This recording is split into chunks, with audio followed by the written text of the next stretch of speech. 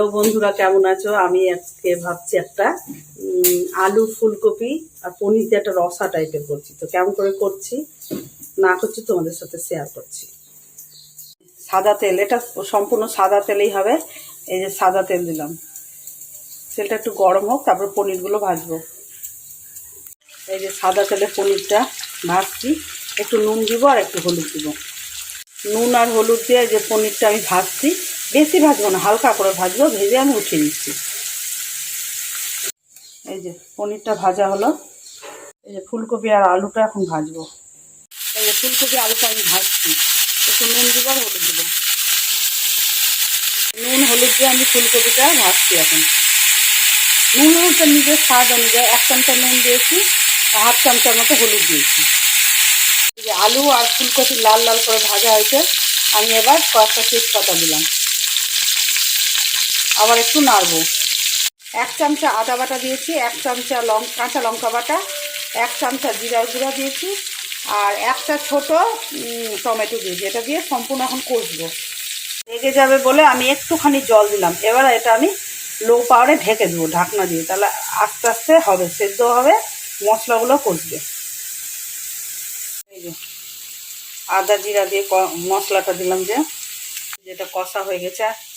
ফুলকপিটা আদা জিরা কাঁচা লঙ্কা দিয়ে যে কষলাম, এটা কষা হয়ে গেছে। এবার হলো 1 চামচা চার মগজ আর 4-5টার মতো কাজু দিয়েছি। দিয়ে যে মিক্সিতে গুঁড়া করলাম, পেস্ট করলাম, পেস্ট করলাম করে এটা এই যে দিব এখন,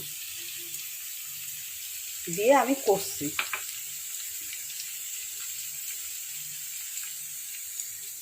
এই যেটা আমি এখন কষছি, তেলটা ছেড়ে আসলেই আমি জল দিয়ে দেবো। তেলটা ছেড়ে আসছে, ভাজা হয়ে গেছে, এবার আমি জল দিব। এই যে জল দিলাম, এবার টকবক করে একটু ফুটুক, একটু জলটা শুকিয়ে আসলে তারপরে আমি পনিরটা দিব। এই যে টকবক করে ফুটেছে, এবার আমি পনিরগুলো দিয়ে দেবো। এই যে ফুটে গেছে, জলটা অনেকটা টেনে এসে ওই পনিরগুলো দিয়ে দেবো।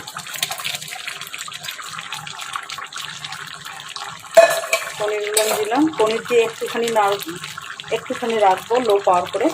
পনির দিয়ে দিলাম, এবার 1 চামচার মতো গরম মশলা দিলাম, দিয়ে একটুখানি আমি ঢাকবো। এই যে 2-1 সেকেন্ড আমি ঢাকবো, বেশিক্ষণ না, দিয়ে ঢাকনা খুলে দেবো যাতে গরম মশলাটা ভিতরে ঢুকে। বন্ধ করে দিলাম, হয়ে গেছে আমার। এবার নামানোর আগে এই যে ঘি একটু দিলাম। এই যে হয়ে গেছে আমার ফুলকপি আলু পনির দিয়ে একটু রসা। আর আমি এর মধ্যে চিনি দিয়ে দিই, কাউরি যদি মনে হয় একটু চিনি দিতে তো একটু দিতে পারে। এই যে রেডি হয়ে গেছে আমার আলু পনির আর ফুলকপি দিয়ে রসা। খেয়ে দেখবেন কেমন লাগে।